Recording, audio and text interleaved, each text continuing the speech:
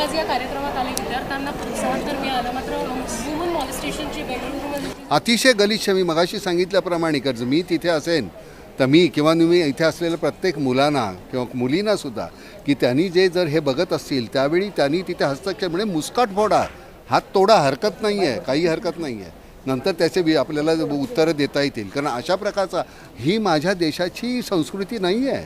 असल्या ह्या घणेरड्या प्रकारे कोणी काही करत असेल तर त्याला तिथल्या तिथे चेचायला पाहिजे.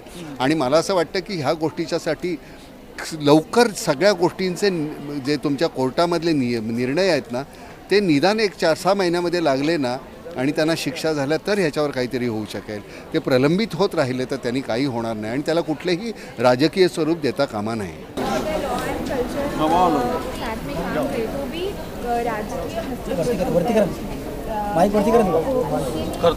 उनके बारे में आप चिल्ला के बोलो पहले, वो साथ में एक सामूहिक निर्भत्सना उनकी करो तुम. बिल्कुल जो बोलते हैं ऐसी चीज के ऊपर कोई कॉम्प्रोमाइज नहीं होना चाहिए. नो टॉलरेंस पॉलिसी होनी चाहिए. बिल्कुल नहीं, क्योंकि अगर महिलाओं की इज्जत देश नहीं करेगा तो हमारा देश कोई गर्व करने का अधिकार नहीं है उससे.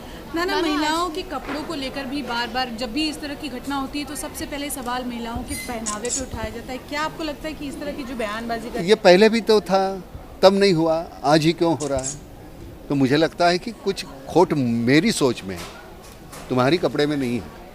तो मुझे अपने को सुधारना होगा. और ये बिल्कुल सही कहा प्रसन्न ने कि वो कब उनको जो डंडे पड़ेंगे ना, पहले जो हमारे वक्त पढ़ते थे यार, ये आजकल डंडे नहीं हैं. इमीडिएट तुम्हारे ये आते कौन अपने सवाल पूछने को, मानवाधिकार वाले जो इनको मारा.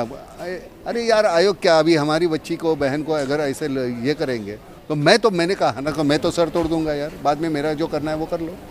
अगर हम बात करते हैं डेमोक्रेसी की, media is 4th pillar of any democracy हम बोलते हैं. तो गवर्नमेंट का एक न्यूज़ चैनल उन्होंने बैन किया था, टोकन बैन था वो, उस पर आपका क्या कमेंट है? नहीं, मुंह बंद करके तो बातें आप बंद नहीं कर सकते ना. तो वो तो मतलब वो सही नहीं है. चैनल बंद करके या कुछ ऐसे होता नहीं है. लेकिन वैसे भी तो फिर मीडिया की भी तो जिम्मेदारी है. जब मेरा मुंह है, मैं कहता हूँ कि लोकशाही है, लोकतंत्र है, तो लोकतंत्र का मतलब ये तो नहीं है कि मेरे जहन में जो भी आएगा मैं करूँ. तो मेरी एक रिस्ट्रिक्शन है, मुझे अपनी खुद ने लगानी है ना. उसके लिए कोई नियम और कायदा होने की ज़रूरत नहीं है. तू जब रास्ते पे चलता है तो तेरे अपने कानून नियम तो अपने को लगाता है ना.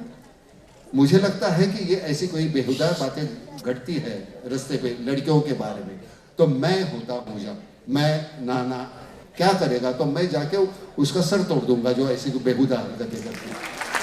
तो ये मेरी जिम्मेदारी. शायद उस वक्त उसके हाथ में चाकू होगा, गन होगी, तो मुझे मालूम नहीं, मुझे इंजरी होगी, लेकिन मैं तो जाके उसको लपेट लूँगा यार. मैं चुप नहीं बैठता, क्योंकि मैं भाई हूँ, बाप हूँ, बेटा हूँ, और मेरी माँ है, बहन है, बीवी है, बच्ची है.